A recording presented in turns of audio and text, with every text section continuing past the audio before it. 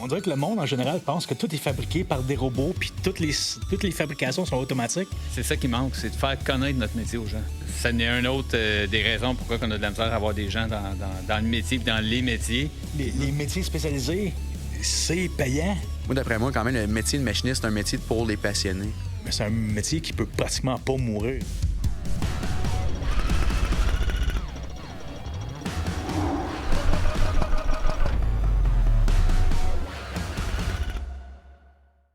Bienvenue à un nouveau podcast. Pour l'épisode de ce soir, j'ai la chance de rencontrer en studio mes deux enseignants que j'ai eus dans le temps de mon collège, Max Dubois puis Marc Simard. Fait que je vais commencer avec toi, Max. Bien, en ce moment, je travaille pour une compagnie de forage qui s'appelle Forage Fusion. Donc, je suis responsable de la machine shop, donc tous les produits qui sont machinés soit à partir de neuf ou qui vont être réparés.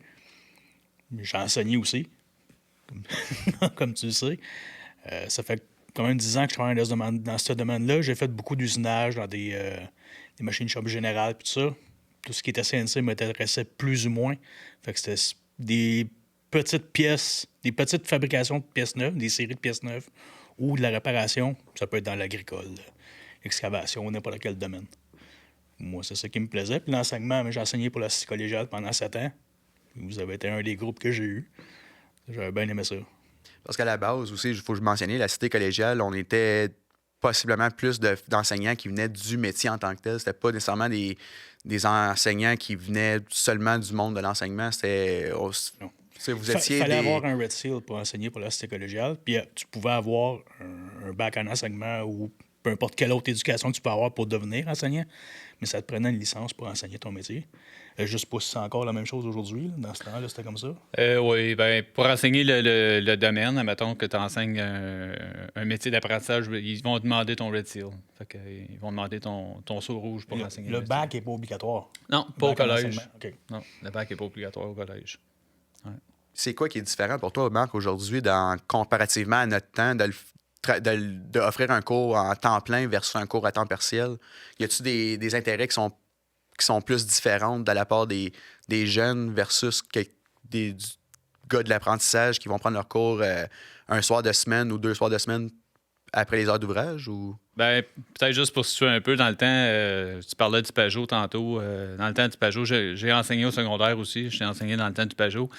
J'enseignais aussi à temps partiel le soir, mais à cette heure, aujourd'hui, j'enseigne à temps plein pour le Collège de la Cité. Entre autres, j'enseigne les cours d'usinage pour le programme de technologie de génie mécanique, puis le programme de machiniste. En apprentissage, en Ontario, en tout cas, on parlait de différents modes d'enseignement. En Ontario, le programme d'apprentissage, il peut se donner sur différents formats. Fait que tu peux l'avoir à temps plein, 240 heures de la fois, ou tu peux l'avoir à temps partiel le soir, ou en mode hybride.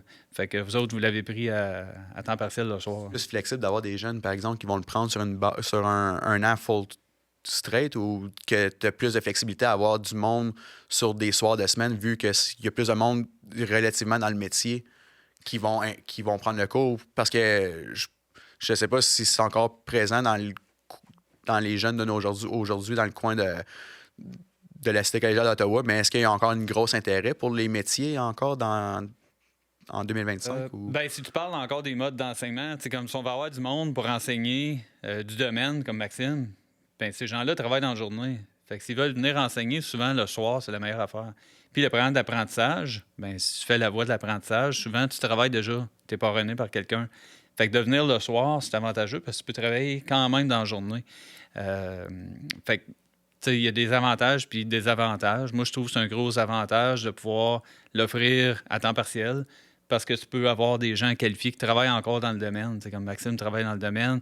Tu as des gens qui viennent avec des compétences là, du jour pour venir enseigner à ces gens-là de l'apprentissage. Puis, les gens qui suivent le cours, ils peuvent continuer à travailler. Fait que... ça, c'est une chose qui est bonne parce que c'est pas tout le monde qui est capable de juste pas travailler puis aller à l'école à temps plein. Donc, ça permet de travailler, faire de l'argent, puis continuer ton éducation le soir. Puis d'avoir un parrain, je pense que c'est une des meilleures solutions que tu peux avoir. Puis souvent, tu as sûrement vécu la même chose. Quand tu enseignes le soir, tu vas parler d'un certain sujet. Puis là, tu vas avoir des élèves dans ta classe qui vont se lever à la main et qui vont dire « J'ai vu ça aujourd'hui » ou « J'ai vu ça la semaine passée ». Fait que là, c'est pas comme si tu as besoin d'enseigner quelque chose de nouveau à toutes les fois. Des fois, tu vas parler de quelque chose, puis tes étudiants l'ont déjà vu pendant la journée ou le mois d'avant, la semaine d'avant. Fait que c'est intéressant. Puis des fois, tu vas parler de certaines choses, puis une couple de semaines plus tard, ils vont dire « Hey, finalement, est-ce que tu as parlé de tel cours? Mais on a vu ça maintenant. » tu sais. Ouais. Fait que C'est ça riche. crée des discussions que tu n'as pas quand tu as un groupe de jeunes à temps plein qui sont là, qui n'ont aucune expérience. De soir, tu as l'expérience du jour. Fait que tu peux. C'est plus comme des discussions, des partages d'informations entre le professeur et l'élève. Puis souvent, le professeur, l'usinage, c'est très, très vaste. Tu as bien des domaines différents dans lesquels tu as l'usinage. Puis en tant que professeur, quand tu travailles de jour et tu enseignes le soir, tu n'as pas nécessairement fait tous les domaines. Non. Fait que tes élèves t'amènent de l'expérience de domaines différents. Fait que là, c'est le temps justement de partager avec les autres des choses que peut-être ils verront pas autres que dans ces discussions-là dans la classe. Fait que ça, c'est le fun quand tu enseignes de soir. Depuis, vous avez juste, tu sais, dans le temps que c'était formulé, c'était structuré, ces cours-là, on avait juste un groupe sur 3 ans. Je sais pas si encore en 2025, tu as l'occasion de former plus de groupes à la fois. Bien, ça va tout le temps selon la demande. C'est comme tu regardes le programme d'apprentissage électricien, par exemple. Bien, électricien, il offre niveau 1, 2, 3 à chaque X nombre de temps en même temps. Tu sais, tandis que machiniste, bien, il y a moins de demandes. Fait que tu peux pas offrir un niveau 1, 2, 3 à chaque année. Tu sais, il n'y a pas assez de demandes, il n'y a pas assez d'inscriptions. Ouais, s'il n'y a pas d'inscription, il n'y a pas de cours. Hein. Exactement. Fait qu'il faut que tu ramasses quand même assez de gens pour monter un groupe qui est un minimum, tu sais, une douzaine de personnes. Là. Tu peux pas partir un niveau avec 5 personnes. Fait que ça te prend un minimum de gens inscrits. Là. Puis pour partir, dans le fond, attirer plus de jeunes dans le domaine, c'est quoi qui serait la meilleure méthode ou juste de combler plus de postes aussi? Est-ce que, d'après vous, il y a une avenue possible dans les prochaines années où c'est qu'on peut attirer plus de main-d'œuvre entrante? Parce que, tu sais, depuis que la pandémie est survenue, tu sais, on est tous au courant qu'il y a plus de main-d'œuvre sortante, des personnes qui prennent leur retraite versus le niveau de main-d'œuvre entrante dans le domaine pour les jeunes qui sont intéressés à vouloir prendre des cours ou de changer de leur carrière ou quoi que ce soit. Fait que, y a-tu, d'après vous, des avenues possibles Tu parles pour de attirer comment recruter la prochaine génération? ou de convaincre les jeunes Est-ce que vous avez des genres de conseils à donner aux prochains jeunes à comment choisir sélectivement leur prochain métier? C'est compliqué. C'est un métier qui est tellement traditionnel puis qui est manuel, qui est pas facile. Ça demande beaucoup de connaissances différentes, autant intellectuelles que manuelles. Fait que les exigences du métier sont larges. Fait que cibler les jeunes, c'est un peu difficile. Fait que c'est surtout de donner de la visibilité au métier qui aiderait, parce qu'il n'y a pas beaucoup de monde qui connaissent bien le métier de machiniste. Puis si tu vas avoir des jeunes, ben, comme là, c'est un podcast, là, ça va être distribué sur Internet, mais c'est pas pour une clientèle de 70 ans et plus, j'imagine. Fait que c'est déjà peut-être une manière d'aller chercher du monde qui sont un peu plus jeunes, qui vont peut-être croiser, trouver ça par hasard sur Internet. Ou juste... Il y a des parties de notre métier qui sont peut-être pas vraiment attirantes, mais il y en a qui sont visuellement impressionnantes. Ouais. Donc, des plus petits formats. C'est quoi les... Quelque chose qui peut vraiment accrocher l'œil, quelque chose d'impressionnant à regarder, comme les machines CNC, qui est pas mon fort à moi, mais c'est quelque chose qui est impressionnant à voir aller. Donc, ça peut être une façon d'aller chercher du monde. Puis, on peut tous se poser la question aussi. Qu'est-ce qui nous a fait connaître ça, puis qu'est-ce qui nous a poussé à s'inscrire là-dedans? Tu sais, moi, j'ai suivi un cours au secondaire. Il y a un enseignant qui m'a montré ça, ces machines-là. Ça m'a fasciné. Je me suis inscrit au cours après. Toi, Maxime? Bien, ça, l'Ontario a quelque chose qui est bien là-dessus, c'est qu'il donne des cours pour sensibiliser les jeunes puis leur faire connaître des nouveaux métiers à partir du secondaire. Le Québec n'a pas tant ce genre de programme-là. Fait que moi, j'ai pas eu ça. Par contre, j'ai un père qui est ingénieur mécanique, qui a toujours machiné puis soudé. Il avait son bureau à la maison. On habitait sur une ferme. Donc, on a toujours travaillé manuellement. J'ai commencé à machiner à partir de l'âge de 8 ans. J'ai commencé à souder à 13 ans, à peu près. Fait que j'ai comme tout le temps fait ça. Je me suis jamais demandé qu'est-ce que je vais faire dans la vie. J'ai juste commencé à faire ça jeune. J'en ai fait de plus en plus. Puis quand j'ai fini le secondaire, je vais aller faire un DEP au Québec en usinage. Puis ça a pris 2 ans. J'ai fini, je suis allé travailler. Puis j'ai jamais arrêté depuis. Puis là, j'ai 42 ans. Fait que moi, je me suis pas posé la question. Fait que de comment aller chercher de la main-d'œuvre, je trouve ça... La question, je la trouve difficile, moi. Mais que tu viens de dire, par exemple, tantôt, qu'il y a des parties du métier qui sont moins le fun que d'autres ou quoi que ce soit. C'est quoi, d'après toi, qui est le plus pas le fun, mettons, à travailler dans les conditions de travail qui sont pas le fun, que tu peux peut-être conseiller un jeune à passer au-dessus de ces conditions-là pour se dire qu'il devrait se donner une chance dans le métier? Ben, dans n'importe quel métier, il y a des parties qui sont un peu plus plates. T'sais, il peut y avoir certains jobs que tu vas avoir que tu vas machiner dans des beaux matériaux neufs, puis tout ça, puis tu vas avoir une belle machine. Puis il y a d'autres fois où tu vas machiner des pièces qui vont peut-être être dans de la fonte qui fait beaucoup de poussière ou du fibre de verre. Il va falloir que tu portes un masque. Des fois, tu vas avoir des morceaux à peinturer, des fois, tu vas avoir des morceaux à sandblaster, dépendamment où tu travailles. C'est une shop qui est plus générale. Sinon, si c'est une grosse entreprise, tu vas vraiment juste faire l'usinage. Mais il y a des parties qui sont un peu plus plates, mais ça fait partie du métier quand même. Fait qu'il faut que tu les fasses. C'est rare que tu vas trouver une job que ça va être 100% ce que tu aimes faire tout le temps. Ça serait une job de rêve, c'est assez rare. T'sais.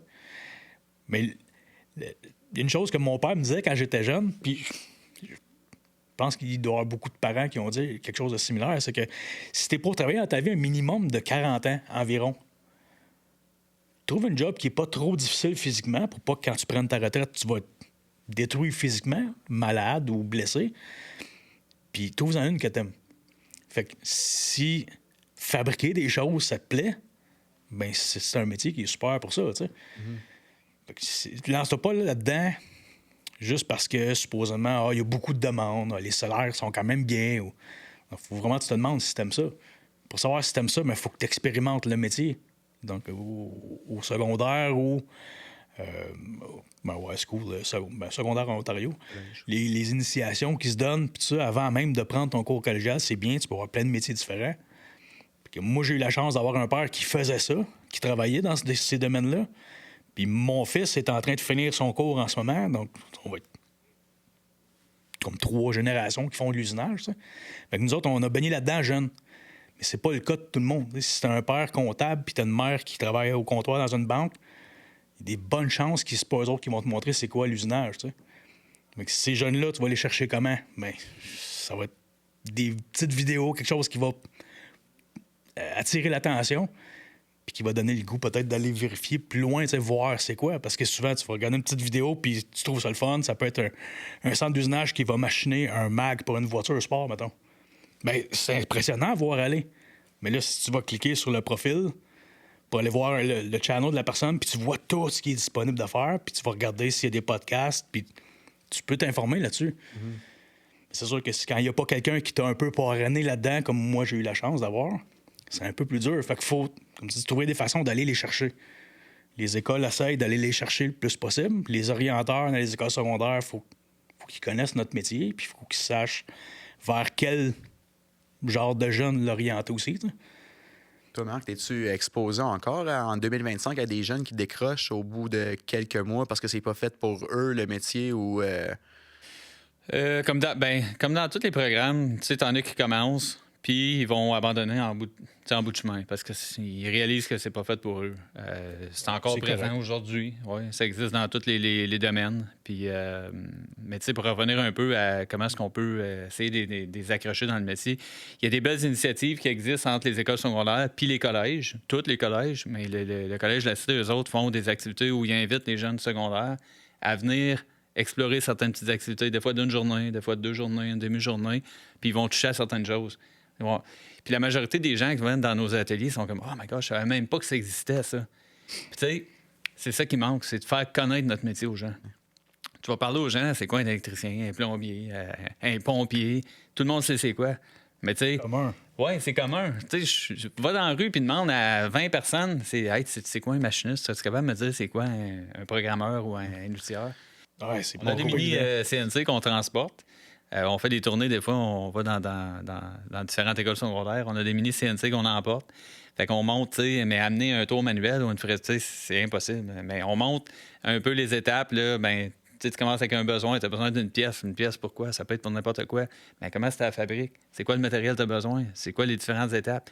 Puis là, ils sont impressionnés parce qu'ils voient de A à Z, hey, j'ai besoin de quelque chose à un résultat final. Ouais. Fait que c'est ça qui est... Il y a une autre chose aussi, c'est que avec toute l'industrialisation, puis ça, on dirait que le monde, en général, pense que tout est fabriqué par des robots, puis toutes les fabrications sont automatiques. Ça apparaît de même. Mais dans beaucoup de cas, c'est comme ça.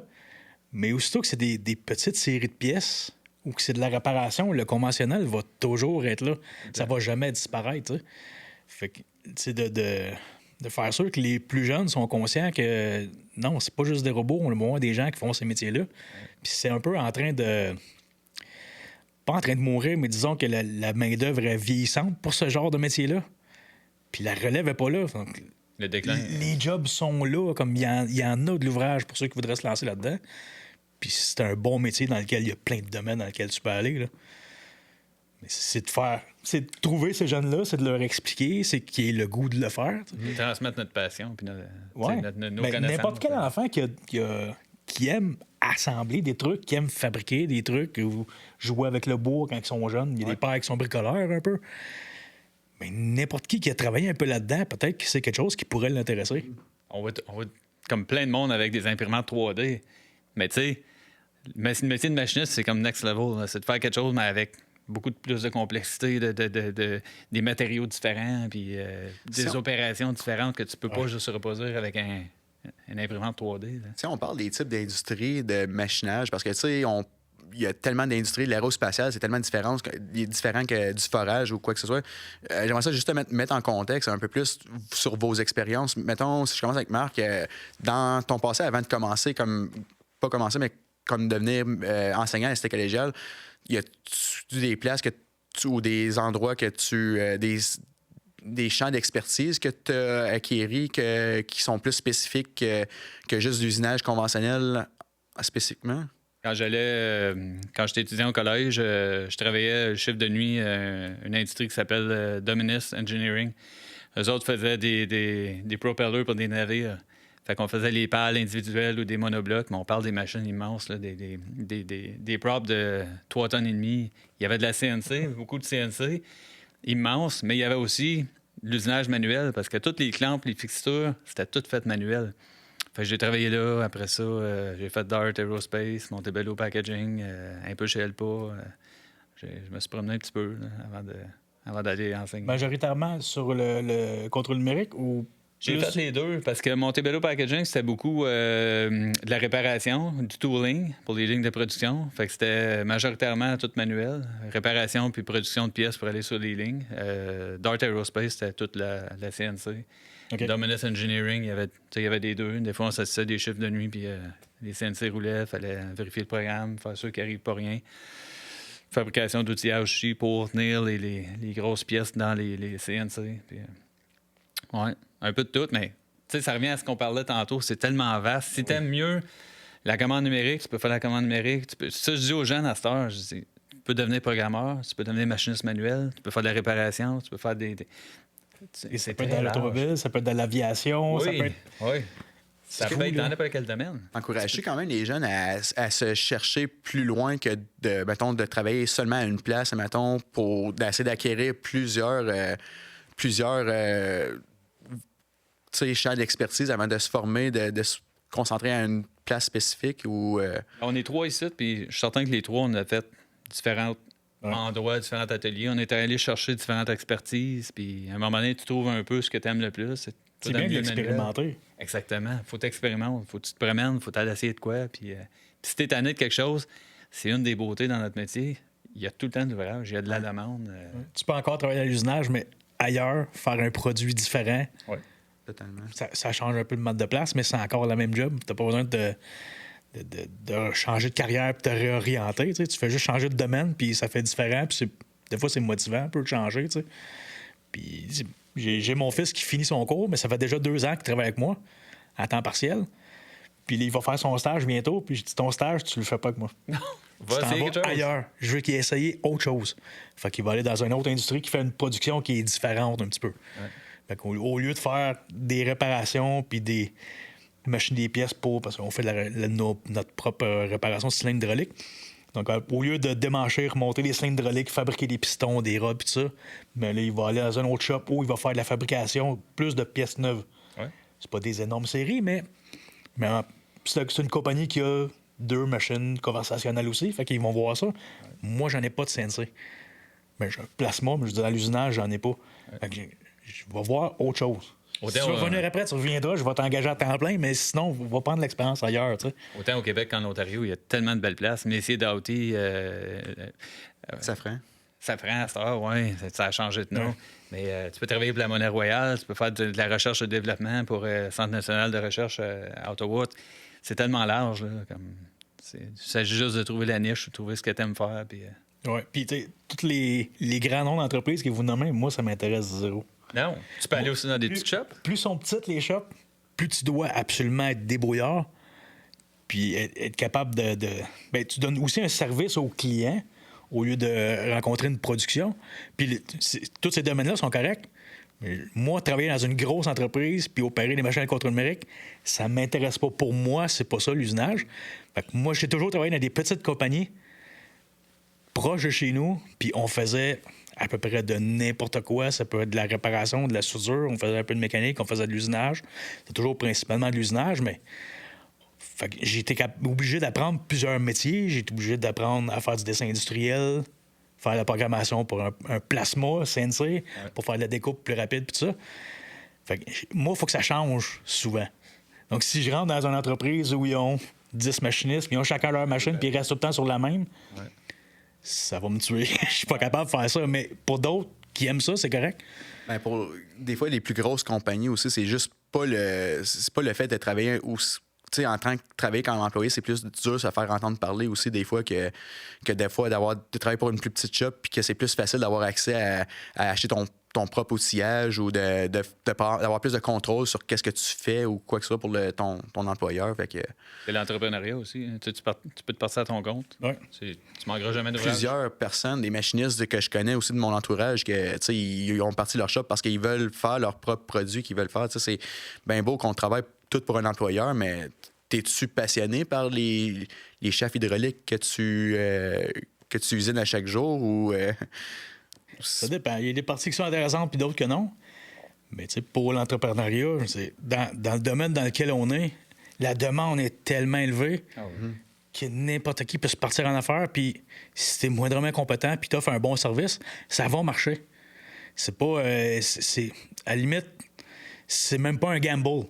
Ça va marcher si tu le fais comme il faut. Tu sais. C'est sûr que ça va marcher. Il manque pas d'ouvrage.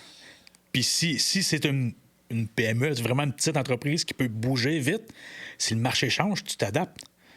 Tu sais, on s'entend que si on se part des business, on ne deviendra probablement pas des grosses multinationales. Donc, les business qui sont petites, qui peuvent vite se réorienter si le marché change, dans le marché qu'on a aujourd'hui, c'est bien, là, tu sais. Les PME, tu sais, je me promène souvent à Ottawa parce que je vais visiter les entreprises. Tu sais. Puis en termes de demande, ils me disent tout, hey, as-tu des gens qui sont prêts à venir travailler? Non, je m'en viens voir pour voir s'il y a des gens à faire former. Tu sais. Quand t'es prof, tu fais toujours demander. Hein? Tout le temps. Y en a-tu des Tout le bons temps. qui sortent? Ouais. Je veux savoir s'il y en a des bons qui sortent. Exactement.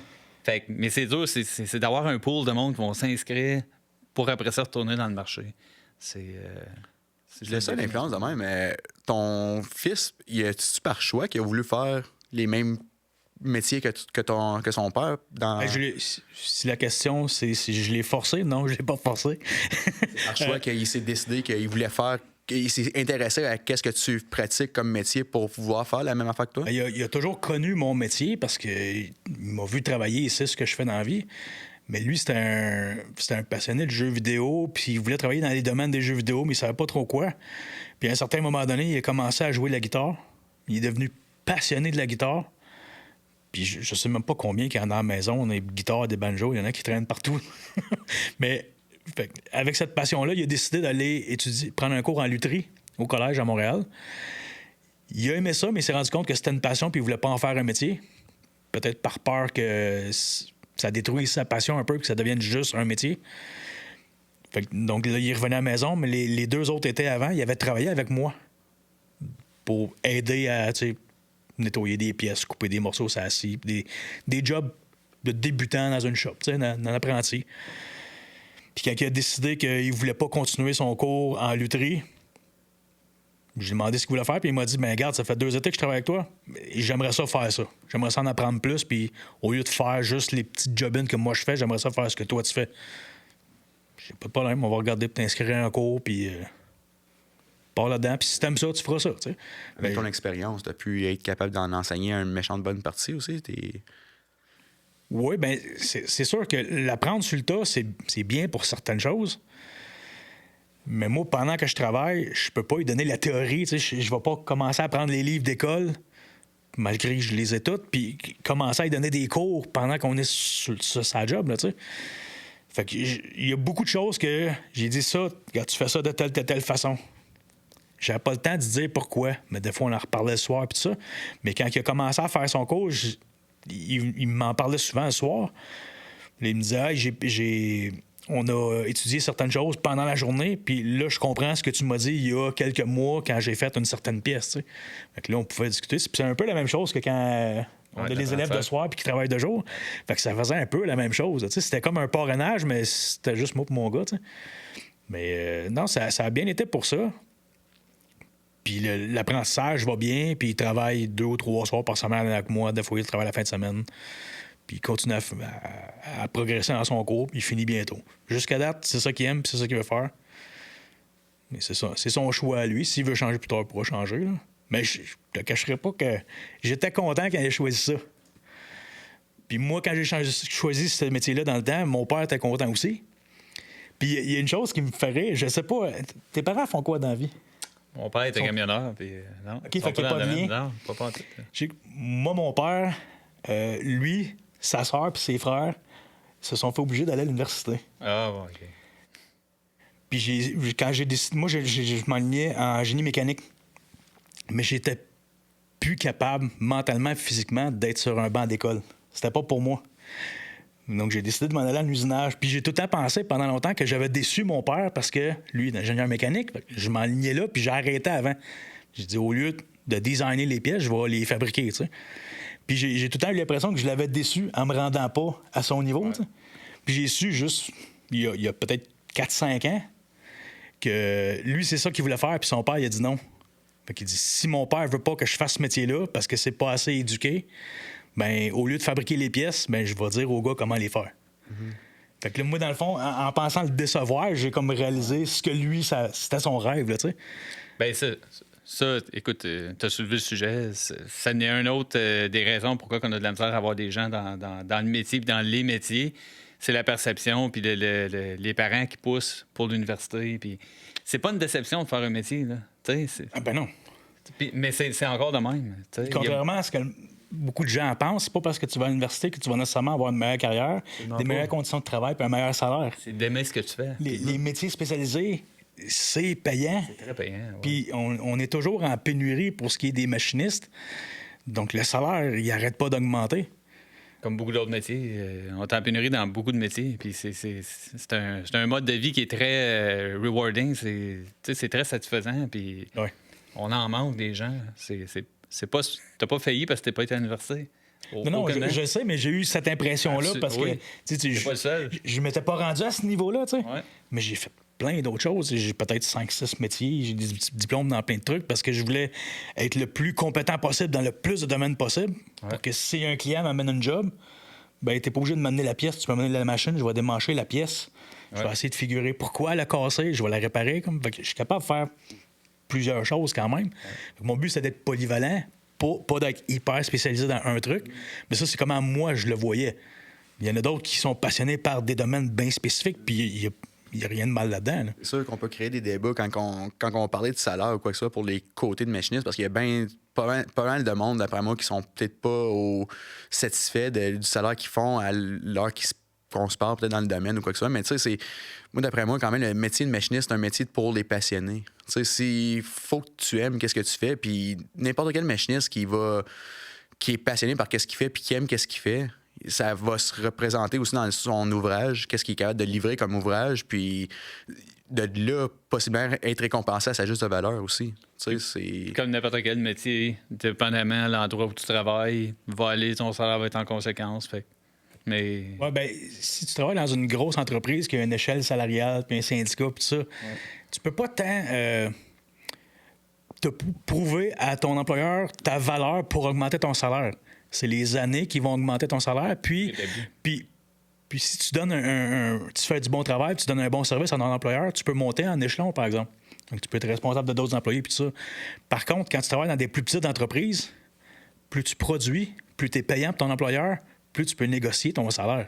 Ouais. Fait que peu importe si tu es dans une petite entreprise ou dans une grosse, ta motivation puis tes compétences puis ta productivité vont influencer ton salaire de façon un peu différente, mais c'est important. Fait que si t'es pas motivé, ton salaire ne montera pas. Mais si t'es motivé, tu peux faire des très, très bons salaires de facilement au-dessus de 100 000 $ par année quand t'es machiniste. Là. Ouais. Ce que tu vaux pour l'employeur. Oui, c'est ça. Si t'as un bon employeur qui te paye à ta juste valeur, là. Ouais. Puis, il y a une compétition. Vu qu'il y a une pénurie, il y a comme une compétition. Il y a des gens qui, ils veulent pas. Il y a des employeurs qui veulent pas perdre un employé à une certaine shop. Fait que là, ils vont le payer plus avant de le perdre. On se le cachera pas. Là. Il y a une compétition entre les employeurs pour garder leurs employés. Fait que... Mais ça, c'est bien quand tu es dans une condition comme ça parce que ça peut arriver que tes intérêts peuvent changer puis t'aimes plus la job que tu as en ce moment, mais tu peux facilement en trouver un autre. C'est pas comme si c'était ultra contingenté puis il y avait énormément de personnes qui cherchent de l'emploi là-dedans, puis c'est dur de trouver une. Là, il y en a partout. Tu peux lâcher ta job un soir, puis travailler un autre le lendemain matin, ou presque. Là, c'est assez facile. Ça a changé parce que moi, quand j'ai sorti, c'était pas si facile. Il fallait appliquer une couple de places, puis passer des entrevues, puis c'était... Mais à cette heure, ça a beaucoup changé. C'est encore C'est comme s'il y a 20-25 ans, il y a eu beaucoup de publicité où les gouvernements ont poussé pour former beaucoup de monde parce qu'il en manquait. C'est devenu populaire pendant plusieurs années. Fait que le besoin, c'est comme un peu comblé. Ouais. Mais ça l'a vite redescendu, puis la pénurie est revenue. Puis là, il est arrivé la même chose il y a quelques années, puis là, on est encore en assez grosse pénurie de machinistes. Ouais. J'ai l'impression que ça va tout le temps être comme ça. On va tout le temps en avoir besoin. Pour plusieurs années à venir. Je pense que oui. Je suis pas inquiet pour moi du tout. Puis mon gars qui va faire ça, je suis pas inquiet pour lui. J'ai même pas peur que s'il veut faire de l'usinage conventionnel uniquement, le CNC va même pas y prendre sa job. Non. Parce qu'il va tout le temps avoir un marché pour ça. C'est un métier qui peut pratiquement pas mourir. Ça va toujours être nécessaire. Tu sais. Mais c'est toujours aussi relatif à quelle sorte d'industrie. Tu sais, c'est sûr et certain qu'il va y avoir des jobs de machinistes qui sont plus intéressantes que d'autres. Tu sais, c'est sûr et certain qu'une ça dépend de tes intérêts. Une manufacture qui est niche dans leurs propres produits, qui vont avoir des machines qui sont dédiées à faire une pièce, puis que là, tu as un opérateur qui va rouler la machine ou quoi que ce soit, c'est sûr que sa job à lui, elle va pas être plus plate à long terme qu'un machiniste qui va avoir des nouvelles jobs de job shop à chaque semaine ou à chaque 2 jours. Il y a des nouvelles jobs qu'il ne reverra plus la semaine d'après ou peut-être qu'il n'y a même pas à long terme. Une job de réparation, c'est combien de pourcentage en ratio versus des jobs de production? Combien de jobs de production que tu as versus des... Bon, moi, je te dirais que c'est à peu près 50-50, mais c'est particulier à ce que je fais en ce moment. Là, mais tu sais, même si des fois, tu vas vouloir faire plein de choses différentes pendant plusieurs années, puis à un moment donné, pas que tu es fatigué, mais que tu n'as plus rien à prouver à personne. Fait que tu veux juste une job qui est relativement aisée. Ouais. Tu t'occupes de ta machine, puis quand tu punch out le soir, peut-être que tu viens d'avoir des jeunes enfants, puis tu as un peu moins de drive au travail parce que ton attention est ailleurs. Tu peux prendre un job plus tranquille pendant une couple d'années, le temps que les enfants décollent un peu de la maison ou soient plus autonomes. Puis là, tu te retournes vers un job qui a un peu plus de challenge. Oui, puis pour les CNC, il y a des collèges dans le bout de Toronto qui ont sorti des programmes de juste CNC d'opérateurs, setup-man. Okay. C'est comme je pense qu'on a la même opinion. Pour apprendre à opérer, programmer le CNC, il faut que tu aies fait du manuel avant. Parce que les opérations qui se font dans la CNC, c'est des opérations manuelles qui ont été automatisées. Ouais. Fait que, indépendamment de la grosseur, de la puissance de la machine puis du genre d'outillage que tu utilises, il va y avoir certaines variations, mais l'action de la coupe, c'est la même. Mm-hmm. Si tu comprends pas ça, tu pourras pas partir du conventionnel que tu connais mal puis bien faire le CNC. Puis même si tu fais du conventionnel dans une très, très petite atelier d'usinage, puis tu fabriques tes couteaux toi-même, si tu sais pas c'est quoi l'action d'une coupe, comment un couteau devrait être fait, la géométrie du couteau pour que ça fonctionne, mais tu seras même pas capable de faire tes propres couteaux. OK, c'est pas commun aujourd'hui, la plupart du temps, c'est les carburants rapportés, les inserts indexés, puis tout ça. Mais si tu as une job à faire une fois, tu as besoin d'un couteau avec une shape différente, il faut que tu sois capable de le faire. La bonne angle, tu comprennes ouais. La physique derrière l'action d'une coupe, là, tu sais. Enlèvement de métal. Ça, c'est difficile de... pas si tu te souviens, dans les vieux livres d'école, il me démontrait c'était quoi l'action de la coupe en disant que c'était comme une hache qui fend une bûche. Ouais, la formation Fait que de le copeaux, couteau, là. il touche, puis le matériel fend plus loin que le couteau. Mais c'est tellement pas ça. Mais quand tu regardes des vieux livres, c'est un peu drôle, tu sais. Puis c'est les mêmes livres dans lesquels les machines sont des sarraux pis des cravates juste à côté du morceau qui tourne, là. Fait que c'était un peu drôle. Maintenant, on sait comment que ça fonctionne. La métallurgie, c'est tout un monde. Là. Oui, puis même si tu travailles dans les usinages, tu fabriques les pièces, mais ça se peut que tu aies besoin de faire des traitements thermiques, ça se peut que tu aies besoin de faire toutes sortes de choses. Puis dans la réparation, tu peux tomber sur un morceau qui a eu certains traitements thermiques. Faut que tu fasses un revenu pour être capable de le machiner, puis faut que tu refasses un traitement thermique. Et hardening dessus. Oui, il y a beaucoup de choses qui sont complexes. Fait que même quand tu sors de l'école, puis techniquement, tu es capable de fabriquer un morceau, quand tu es rendu dans l'industrie pour vrai, la game n'est pas pareille, tu sais. C'est un métier que je pense que tu finiras jamais d'apprendre. Hein? Tu sais. Non, puis juste au niveau des outils, puis des différents matériaux, il y en a des nouveaux à toutes les années. L'alliage, puis Ah ouais, c'est fou, il sort là. de quoi à chaque année. Il y a une demande pour quelque chose de spécifique. Il faut qu'il soit résistant à telle affaire. Fait que là, ils sortent un alliage. Puis... Fait que là, toi, il faut que tu saches comment l'usiner, cet alliage-là. Fait qu'ils sortent des Le plaquettes. tooling aussi en carbide, comment il est rendu, le solid round tool, comment il a évolué depuis les années, comment les L'épaisseur des catalogues a changé un peu.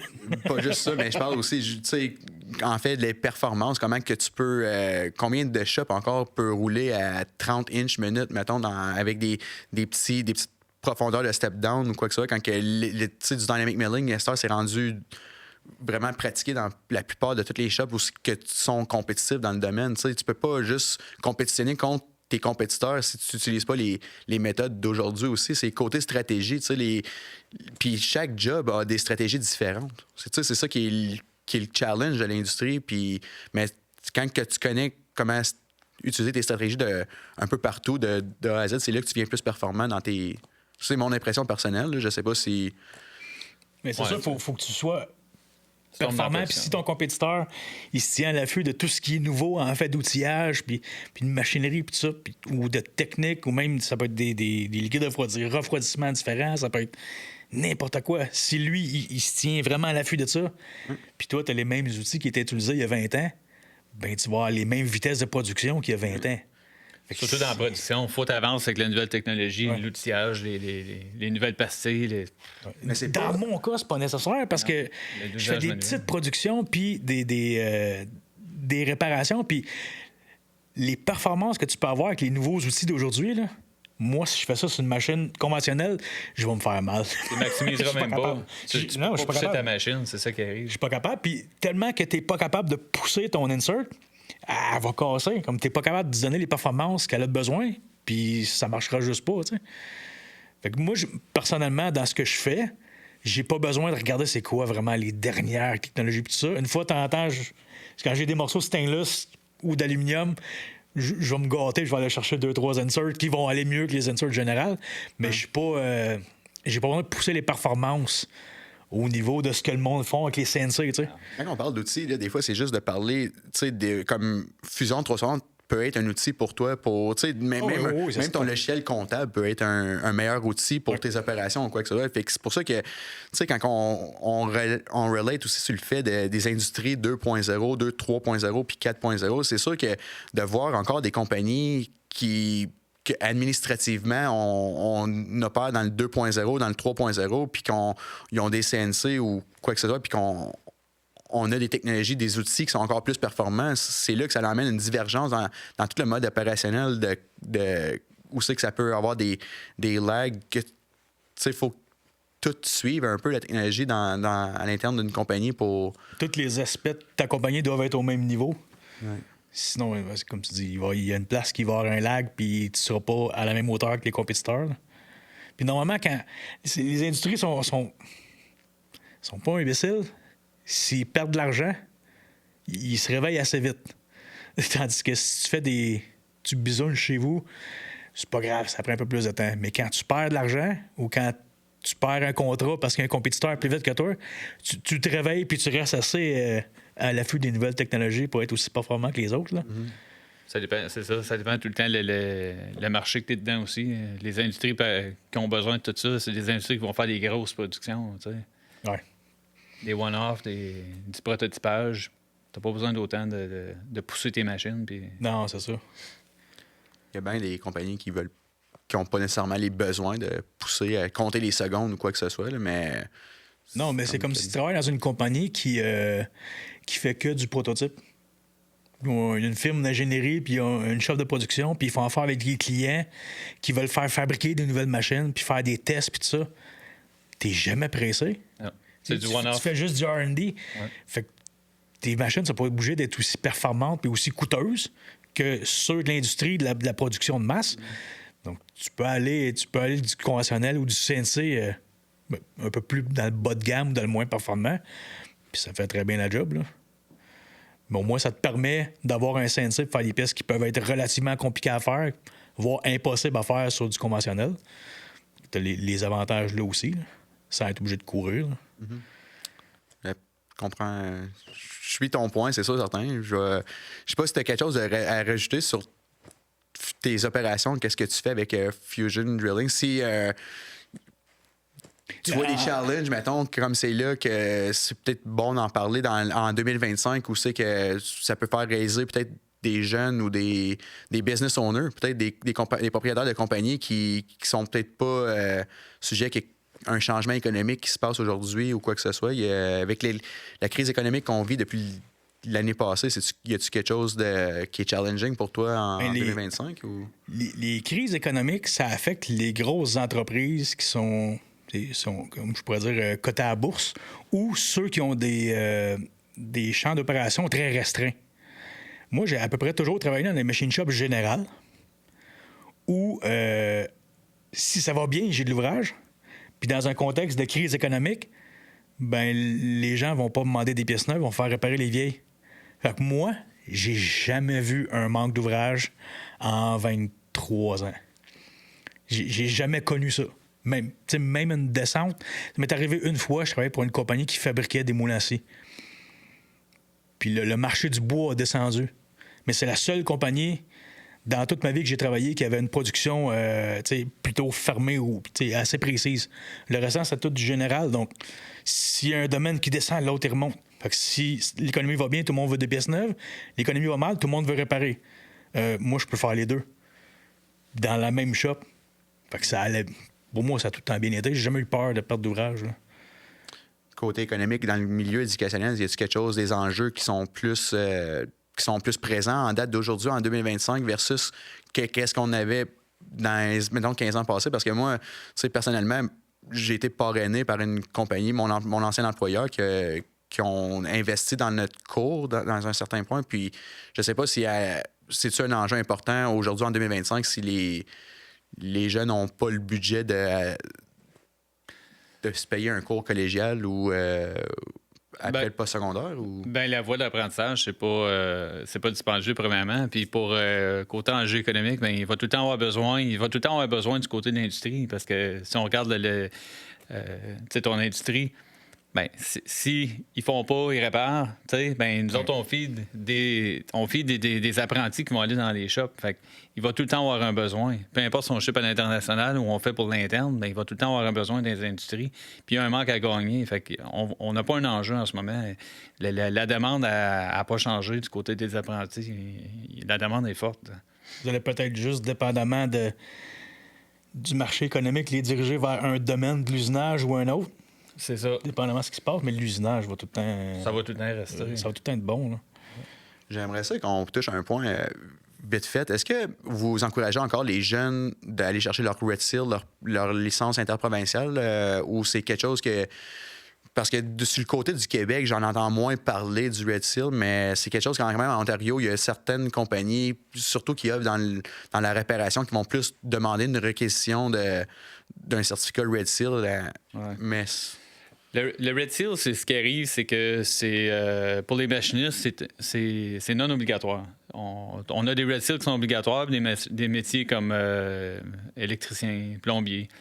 Pour le machiniste, c'est non obligatoire. Fait que tu peux y accéder si tu veux, mais c'est pas toutes les industries qui vont le demander puis qui vont le reconnaître. Il y en a, oui, il y en a d'autres que non. Fait que c'est certain que si tu suis tout l'apprentissage, comme nous on a fait, puis on a été le chercher, c'est certain que tu complètes le cercle. Hein. Tu vas chercher ton Red Seal, tu vas chercher ton accréditation, mais c'est pas un Red Seal obligatoire. Fait que si tu suis l'apprentissage puis tu le fais tout, ben t'es tout bien d'aller chercher le papier. Si tu as une industrie à un moment donné que tu aimerais aller travailler pour, puis le demande, ben hey, tu l'as dans tes poches. Là. Puis plus tu attends. Exactement, ça t'ouvre plus de portes. Mais le couteau à deux tranchants, c'est que si tu attends puis tu vas pas tout de suite le chercher, c'est un test de connaissance. C'est pas un test d'habileté manuelle. Fait que si tu attends trop longtemps, peut-être que tu vas travailler pour un atelier ou une entreprise que tu vas juste pratiquer ou développer les connaissances d'un certain champ d'expertise qui ne sera pas vu sur le test. Fait que là, tu n'auras pas, quand tu vas aller pour ton test, ces connaissances-là que tu vas avoir pratiquées. Fait que est-ce que d'après toi, par exemple, le test devrait être révisé en 2025 versus qu'est-ce qu'on avait en 2012? Il va l'être, oui. Il va l'être? En ce moment, le ministère de l'Apprentissage a fait de la révision du curriculum de machiniste qui était plus que dû. Puis là, c'est dans la roue pour être terminé puis sorti. Puis le Red Seal va être révisé aussi également. Ça suit avec. Là. Fait que oui, c'était plus que dû. Un plus gros ratio de CNC qui va être intégré dans le Red Seal versus qu'est-ce qu'il y a? Parce que, si je ne me trompe pas, à l'époque, il y avait une 150aine de questions, puis il y a peut-être une dizaine de questions qui portaient sur le CNC. Ouais. J'en doute. Il va en avoir plus, oui, parce que les 3 niveaux d'apprentissage, le premier, présentement, là, il va être désuet, là, mais le premier niveau, le deuxième, il n'y avait pas de commande numérique, juste dans le troisième. Et là, à partir du niveau 2 puis niveau 3, il va en avoir. Faut que en tout cas, moi, j'ai prêché pour que ça reste beaucoup, qu'il y ait du manuel dans le premier, puis le deuxième également, puis le troisième. Mais il faut reconnaître que le marché, en ce moment, il y a beaucoup de commandes numériques, puis il faut que les gens qui sortent qualifiés du cours, il faut qu'il y ait ces connaissances-là. Fait que oui, il va en avoir. Descend sur ses ordinateurs, programmation et tout. Il va en avoir à partir du niveau 2 et 3. Fait qu'on n'a pas le choix. Il faut suivre un peu le marché. Mais il ne faut pas enlever le manuel, comme on disait tout à l'heure. Il ne faut pas que ça disparaisse. Du côté du Québec, avec les DEP, quand tu commençais en usinage, tu prenais un cours en usinage. Ouais. Il y avait différentes façons de prendre le cours. Il y avait un fast track d'un an et demi. Il y avait un cours qui avait le même horaire que tu avais au secondaire qui durait 2 ans. C'est celui que j'avais fait. Le cours, il y avait un peu de CNC dedans. Mais sur 1800 heures, il y avait à peu près 4 à 500 heures de CNC.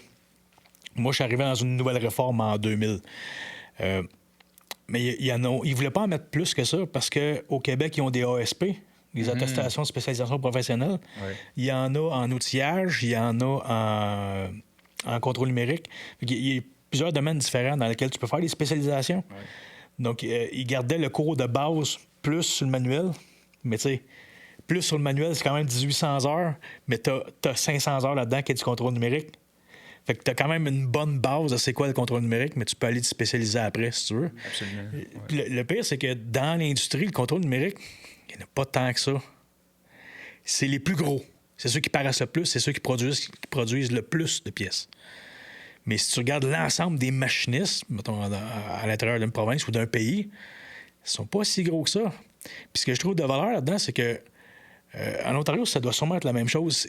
Quand le ministère de l'Éducation regarde pour faire une réforme sur un programme d'éducation, là, mais ils vont demander aux industries, OK, la prochaine vague de machinistes, qu'est-ce qu'ils ont besoin d'apprendre? Ils vont pas voir les petites machine shops au coin de la rue. Ils vont voir les gros. Mais les gros emploient une petite partie des machinistes qu'il y a sur le marché du travail, mais ils sont tellement puissants que c'est eux autres qui disent au gouvernement, c'est ça qu'on veut dans le cours.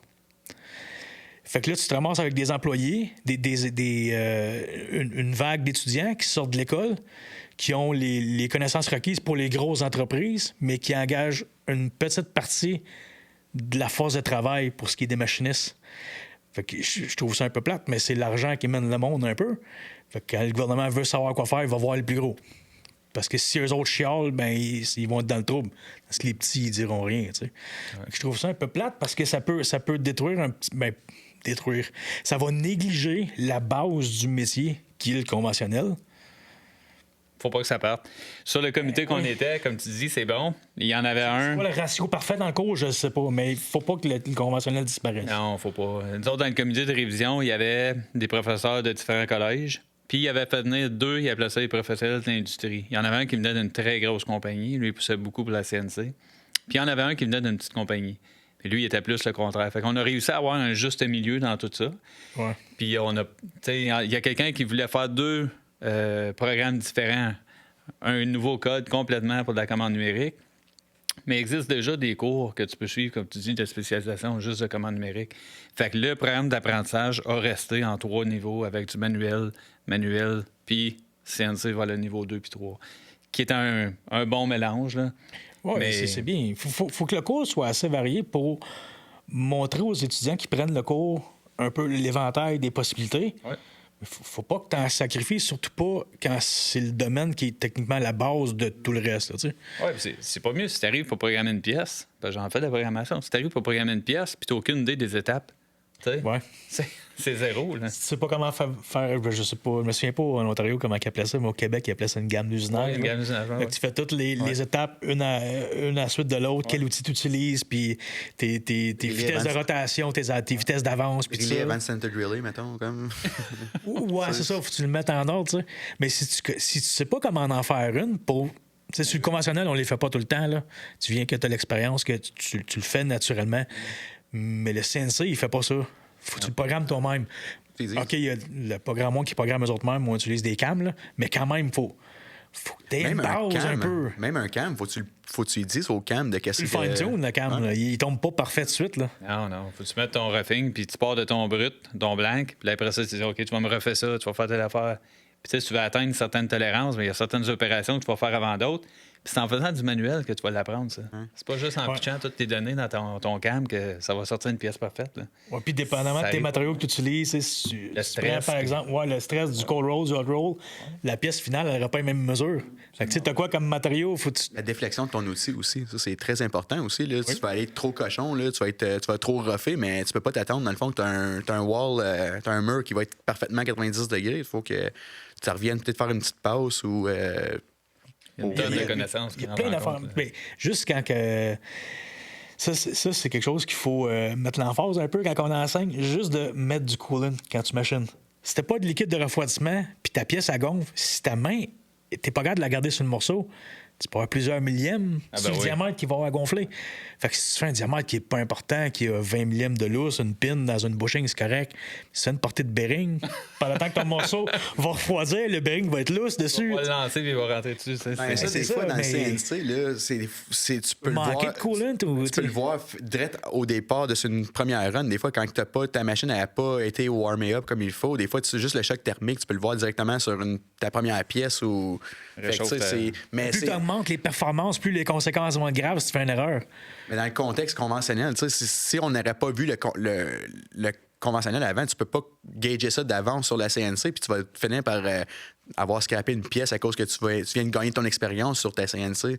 Mais ton conventionnel, tu sais, c'est sûr que certain que. Tu sais, j'aimerais ça juste remettre dans le contexte combien d'heures versus en conventionnel qu'on a fait dans notre cours versus le CNC, parce que techniquement, dans le fond, juste pour remettre en contexte, on a Ça, c'est pas mon département. on a pris notre cours en 3 ans de temps. Par exemple, on a commencé en septembre 2011, de septembre jusqu'à mai. Mais Marc, t'es rentré juste en 3e année, dans le fond, là, au mois, même je te dirais au mois de mars, dans le dernier semestre de notre cours, là, pour. Sur moins que 240 heures. Oh oui, c'était pas gros. Il y avait un petit peu de commande numérique. Puis t'es tout le temps limité par l'équipement que t'as. Hein? Puis le collège avait une fraiseuse à commande numérique, pas de tour, pas. Fait que t'es limité, puis elle se programmait tout à la main dans le temps. Fait que tu sais, il n'y avait pas de En plus. logiciel. Puis moi aussi, C'est vrai, il n'y avait pas rien. il n'y avait pas de logiciel. Moi aussi, dans le temps, quand j'ai fait mon programme, moi j'ai fait Tour and Die, ben c'était tout. Quasiment tout manuel. Ben, tu nous avais remonté VCurve Pro dans le temps, à l'époque. Ouais, ben, parce que c'était une licence qui était déjà installée sur toutes les. Fait que, tu sais, Il faut faut que tu fasses travailler. avec ce que tu as. Ben, à cette heure, tu sais, le collège, nous, à Trois, on a acheté des vraies commandes numériques, on a le logiciel de programmation, on dessine, puis tout. Fait qu'on le montre de cette façon-là. Mais moi, dans le temps aussi, j'ai tout suivi manuel. Puis après, j'ai été à un autre collège. J'ai été suivre un logiciel de dessin, puis apprendre comment programmer, parce que c'était pas inclus dans le programme, moi non plus. Un peu C'est dommage comme tu quand dis. même si tu apprends à opérer une machine à contrôle numérique, mais tu n'apprends pas à programmer. Non. Mais dans le temps, il recule plusieurs années. VCurve, ça fonctionne pas pareil comme Programme qu'est-ce que pas. Fusion 360 fonctionne avec. Tu sais, quand tu as un logiciel paramétrique, c'est là que tu vas être capable de faire pas mal plus efficace de ta machine que. Parce que VCurve Pro, juste pour te mettre en Programmation. contexte, là, je le vois souvent sur des compagnies qui ont des routers CNC. Puis les routers, c'est une autre industrie complètement différente, mais une compagnie qui a un router puis il va être considéré ça comme un CNC. C'est pas le même métier qu'un machiniste direct. Là. C'est pas... Il y a Au personne qui niveau de la utilise les précision, t'es même pas proche. Là. Personne n'utilise les cœurs pour faire de l'usinage de CNC. Tu peux pas faire du... C'est pas littéralement du 2D. C'est, tu sais, le monde de router, je vois plus ça. Je fais un lien vers la découpe 2D. Tu sais, la découpe 2D pour des cabinets en l'ébénisterie ou quoi que ce soit, mais... C'est genre C'est plus de l'artisanat que de l'usinage. Ouais. C'est pas pour dénigrer le métier, comme c'est. Deux choses, Sauf que la précision est tellement pas pareille. Là. On parle pas de précision d'une pièce au tape à mesurer. Là, invisuel. Ouais, c'est ça. Mais ça serait le fun, par exemple, que dans nos cours collégiales aussi, qu'on ait une base plus approfondie de genre de logiciels de programmation comme tel que Fusion 360, que je promouvois dans mes services. C'est pour ça que je veux avoir quelque chose d'accessible aussi. Tu sais, je veux servir un logiciel qui est accessible à la plupart de tous les hobbyistes. Tu sais, partout dans la communauté, il y a plusieurs personnes qui connaissent déjà Fusion 360 juste par la licence gratuite que tu peux l'utiliser chez vous. Ben, Fusion 360 de la suite Autodesk, c'est un logiciel parfait pour programmer, gratuit pour quelqu'un qui veut avoir la licence éducationnelle, post-processeur. Puis tu sais, la suite est logique. Tu apprends à dessiner avec AutoCAD. Après ça, tu peux dessiner dans Fusion en 3D. Tu peux programmer gratuitement. T'sais. Pourquoi payer une licence de Mastercam tout de suite quand tu es au niveau éducationnel? Fait que ça fait un job. Après ça, très facile de faire la transition vers un programme comme Mastercam, FeatureCam ou quelque chose de même. C'est quelque chose que vous avez intégré dans votre cours, la Fusion 360, depuis le temps à l'école? Parce qu'on mettra peut-être des photos au montage de votre classe, de qu'est-ce que le cours a l'air aujourd'hui versus qu'est-ce qu'on avait en 2011, dans le fond. Mais est-ce qu'il y a eu de l'évolution dans ce côté-là, à cette collégiale, pour les logiciels? Ou... À Ottawa, on vient de recommencer à donner le cours de machiniste. Fait qu'on a fait le niveau 1 cette année. On l'utilise. J'enseigne les cours d'usinage aussi pour les technologues. Technologues, eux, ils apprennent certains logiciels, puis ils apprennent Fusion pour faire certaines petites pièces. C'est quand même la base, là, mais on l'utilise, oui. Mais les machinistes n'ont pas de cours de dessin industriel du tout. Bien, ils vont l'avoir. C'est juste que là, on vient de recommencer avec le niveau 1. C'est la première fois qu'ils donnent niveau 1 à Ottawa depuis des années. Mais il fait partie du cours maintenant. Oui, il va faire partie du cours. C'est avec 360? Fusion 360 va être enseigné, oui. AutoCAD. Tu travailles avec des dessins industriels? Oui. Tu passes dans tous les volets, comme tu fais-tu un cours bien structuré, mettons que tu vas démontrer la partie design versus la partie manufacture? Bien, dans le fond, le machiniste ne fait pas le design vraiment. Le machiniste va recevoir une pièce déjà, il va recevoir sa file 3D, puis il va faire les opérations d'usinage. Fait qu'on n'enseigne pas à assembler, puis à faire des assemblages complexes, puis à dessiner tant que ça. On va montrer à dessiner une pièce de base, mais l'important, c'est la programmation, puis sortir une pièce finie. Ouais, parce que combien de shops à cette heure aussi qu'on voit du métier qu'ils ont le poste de travail sur le plancher? J'aimerais juste aussi mettre en compte, parce que c'est sûr, des machinistes, OK, non, ils ont peut-être pas le design, mais des fois, juste pour fabriquer du l'outillage ou de la fixture, quoi que ce soit, c'est sûr d'avoir la base de Fusion 360 pour côté design. C'est ce que, dans la formation de Fusion que je donne à la plupart de mes clients aussi, j'essaie de mettre plus d'emphase sur le côté design puis la tool library, la bibliothèque d'outils, avant même d'embarquer dans le côté manufacturing, parce que c'est tellement important aussi que tu peux être polyvalent plus loin dans le logiciel de savoir, mettons, que tu as besoin d'une paire de softjobs pour faire ta deuxième opération. Si tu combines ta pièce dans tes softjobs, ça te sauve une panoplie de features, de travail manuel dans Fusion 360. Fait que ça rentre dedans. Ta tool library, les outils que tu as dans ton carrousel ou dans ton tour, ou peu importe, ben oui, tu l'as tout dans Fusion. Puis des affaires comme l'outillage, bien absolument. Ça, c'est des affaires qu'il faut que tu montres. Là.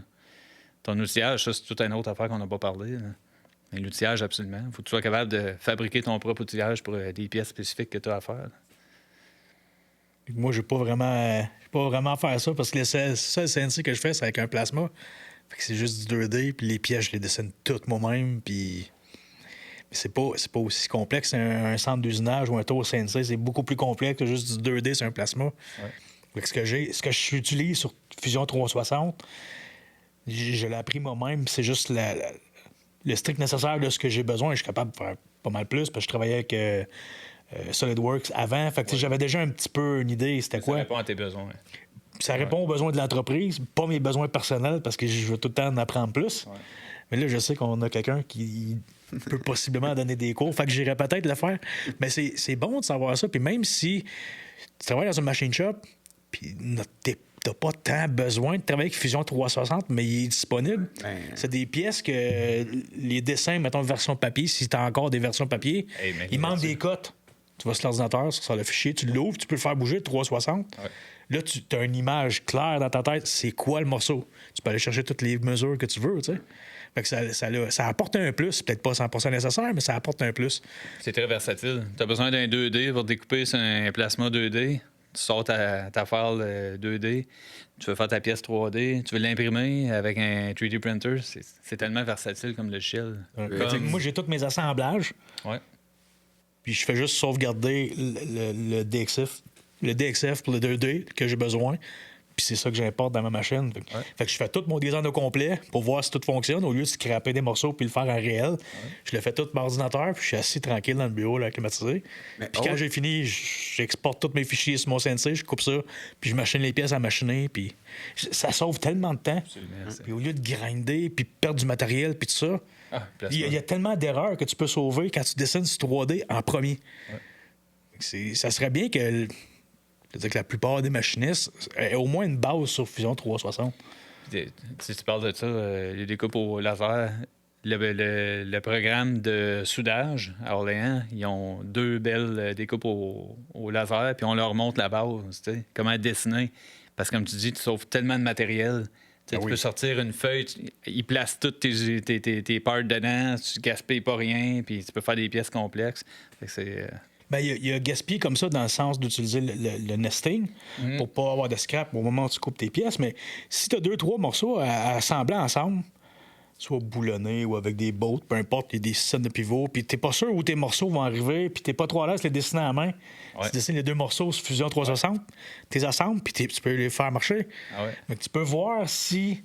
S'il y a des interférences. Ou des interférences avant même de faire le morceau.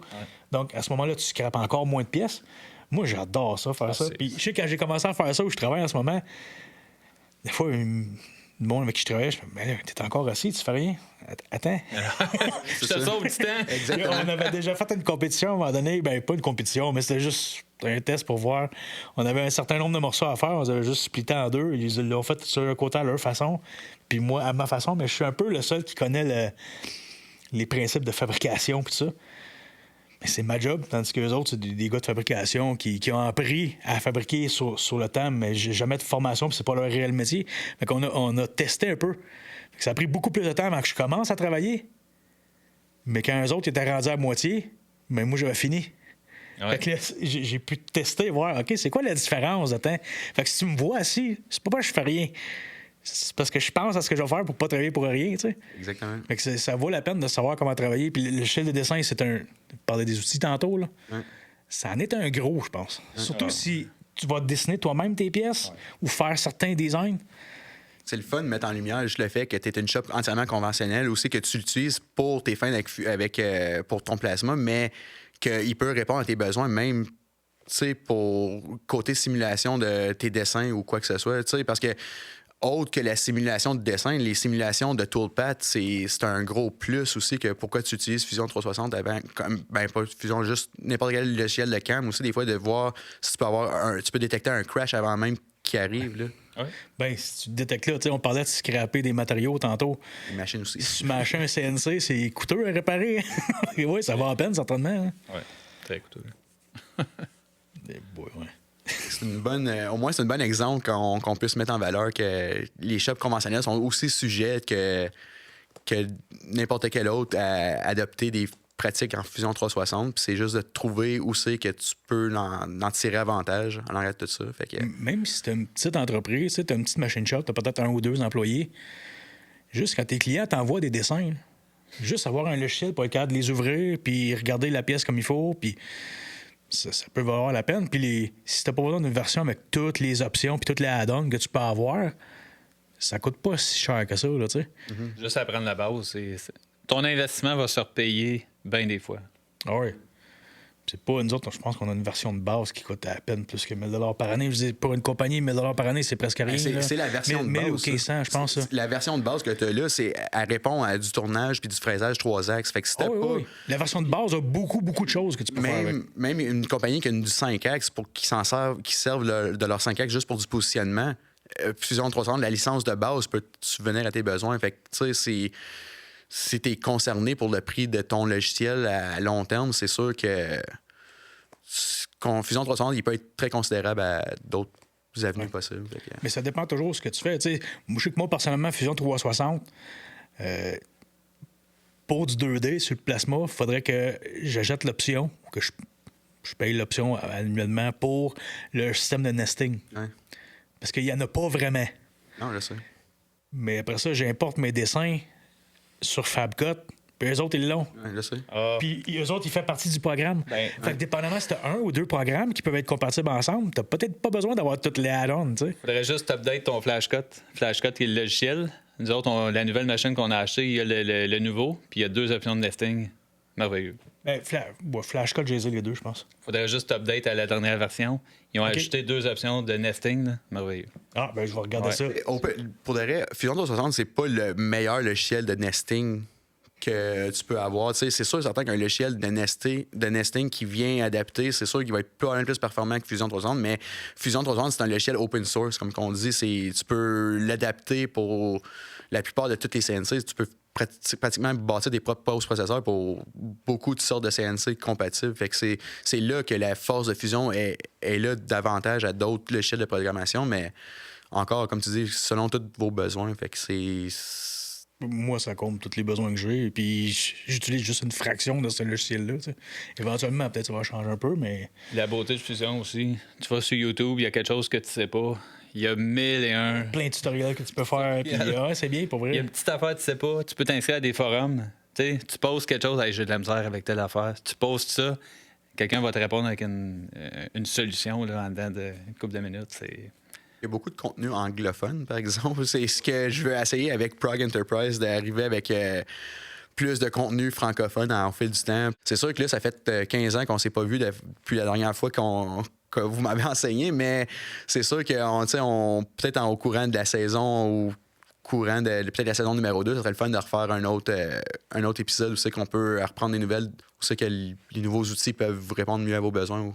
Je vous laisserai plugger chacun de vos bords si tu veux faire promotion pour la cité collégiale. Bien, c'est sûr que l'année prochaine, au mois de septembre, à l'automne, on aimerait ça partir le niveau 2 puis peut-être un niveau 1, dépendamment des groupes. Mais le message que j'aurais à lancer, oui, pour le collège, mais pour les gens en général, c'est que ce domaine-là de l'usinage, puis c'est un domaine super intéressant. C'est passionnant, c'est un domaine à découvrir. Puis n'ayez pas peur d'aller, si vous avez, je sais pas moi, votre école secondaire, si vous êtes un étudiant, puis vous offre un atelier, n'ayez pas peur d'aller découvrir, allez voir, essayez. Si vous n'aimez pas ça, c'est parfait. Mais allez voir c'est quoi, allez découvrir. Puis si vous êtes capable d'aller écouter des vidéos, puis en apprendre plus le domaine, c'est un domaine passionnant. Puis nous autres, en tout cas, au collège, ça va nous faire plaisir de vous accueillir puis de vous former. Puis vous allez être peut-être les prochains qui vont être assis ici en train de parler de votre expérience un jour. Oui, ça se peut. On ne travaillera pas jusqu'à 90 ans. On va être retraités vers ce temps-là. Il y a une chose qui est importante, par exemple, c'est que faut que je sais pas dire les enfants, c'est que la relève, s'il y a des cliniques qui sont disponibles, s'il y a des sessions d'exploration, des initiations qui sont disponibles à travers les écoles, c'est bon de le faire. Mais s'ils veulent s'inscrire à un cours, puis la session ne commencera pas, ou il n'y a pas eu assez de monde en début d'année pour qu'ils commencent une session, ça va aller l'année d'après. Si c'est vraiment ce qu'ils veulent faire, mais faites le tour des machine shops qui sont proches. Puis regardez qui a besoin d'un apprenti. Parce que des fois, les machine shops ont besoin d'aide. Pas nécessairement d'engager un machiniste, ou des fois, oui, mais avoir un apprenti qui pourrait aider à faire les petits jobs de base, ça pourrait aider ceux qui sont déjà là. Puis à force d'apprendre, bien, à un moment donné, tu fais un peu plus, un peu comme mon fils a fait. Puis là, quand il y a un cours qui est disponible, bien là, tu embarques dedans. Fait que tu vas déjà avoir un peu de pratique, tu vas déjà savoir si tu aimes le métier. Tu vas peut-être décider de pas aller dans le cours, ou ça va peut-être te convaincre davantage d'aller faire le cours. Tu sais. Fait qu'il faut pas avoir peur, peut-être d'aller voir, tu sais, d'en parler autour de soi, puis regarder les compagnies qui sont là. Puis si vous allez cogner, puis vous dites, regarde, le métier m'intéresse, le cours n'est pas disponible, est-ce que je pourrais avoir un job en attendant, comme apprenti, puis tout ça? pire qui va arriver, c'est qu'ils vont se faire dire non. Tu sais. Ça fait que ça vaut la peine de peut-être aller voir. Là, tu sais. Oui, c'est un très bon point. Puis écoutez, les entreprises qui embauchent des machinistes comme nous autres, c'est pas souvent des entreprises où ce qui font pignon sur rue, puis c'est très bien identifié. Non, c'est bien caché des fois. Souvent, c'est caché, puis vous savez même pas qu'il y a une machine shop ou un atelier d'usinage à tel endroit ou que telle compagnie a un secteur d'usinage à l'intérieur de la compagnie. Posez des questions, renseignez-vous. On va lancer ça aussi à toutes les compagnies aussi qui sont possiblement à la recherche de la main-d'œuvre qualifiée puis qui n'ont pas nécessairement tout le temps les ressources à leur disposition ou la main-d'œuvre qui vient se manifester à leur porte ou quoi que ce soit. Mais si il y en a qui seraient à la recherche d'ici l'année prochaine de main-d'œuvre qualifiée puis seraient intéressés d'apprendre en entrevue des jeunes ou à offrir des ateliers, juste des shop tours, tu sais, des visites d'ateliers ou quoi que ce soit, on peut s'arranger pour coordonner des choses en cours de route. Fait que, les gens, en général, dans les industries, sont très ouverts à recevoir des gens et à les former. Vu qu'ils sont en pénurie en plus, ils sont très, très ouverts à donner de la formation. De ton côté, Max, avant de peut-être qu'on se quitte, as-tu peut-être plus d'indications à plugger sur Fusion Drilling puis qu'est-ce qui s'en vient Il n'y a pas grand-chose parce que c'est un domaine assez précis, l'industrie minière. Là. Mais on fait aussi des explorations géotechniques pour faire des tests de sol, pour savoir aider les ingénieurs civils à savoir quel type de bâtiment ou de viaduc ou de route va être construit, puis ça. Donc, ça ne touche pas nécessairement le public directement. Mais la partie usinage, comme la machine shop de laquelle moi je m'occupe, est ouverte au public. Donc, je peux prendre des jobs de clients extérieurs aussi en même temps. Fait qu'on reste ouvert à tout le monde. Puis, il y a aussi la section des puits artésiens, les puits de maison, puis tout ça, qu'on a commencé maintenant, qui est disponible. Là, fait que c'est plus question puits, question machine shop qui est disponible, les services de soudure, puis tout ça. On n'en fait pas beaucoup parce que la compagnie Fusion Drilling, ça l'a beaucoup grossi dans les 2-3 dernières années. Donc, ça prend la majorité de mon temps. Bientôt, on va être 2 machinistes. Donc, prendre plus d'ouvrages extérieurs, ça pourrait diversifier un peu, puis ça rendrait la job un peu plus intéressante. Donc, éventuellement, si c'est du monde qui veut aller voir le site Internet, puis ça, je me laisse les coordonnées. On va laisser les coordonnées, mais tu veux quand même le mentionner pour s'il y a un site Internet à plugger puis un numéro de téléphone que vous voulez... Le site Internet, c'est le site de Forage Fusion, foragefusion.com. La machine shop c'est un peu compliqué à trouver, mais si le monde appelle directement, ils font juste demander à parler à Maxime, mais ça va être moi qui vais voir directement. Éventuellement, les clients que moi j'ai, ils ont mon numéro de cellulaire personnel. Donc, un client qui est dans le trouble, qui a besoin d'un coup de main, ben t'appelles, puis c'est moi qui réponds au direct. Là, mais sinon, on continue notre petit ouvrage tranquille. Contactez Proc Enterprise, je vais vous mettre en lien avec Max. Encore, même chose. Dans le contexte des choses. Fait que, à part de ça, je vais vous remercier vraiment grandement de votre participation à ce soir pour le premier épisode. Parfait. Je vais vous remercier, puis on saute à la prochaine là-dessus. Merci pour l'invitation aussi.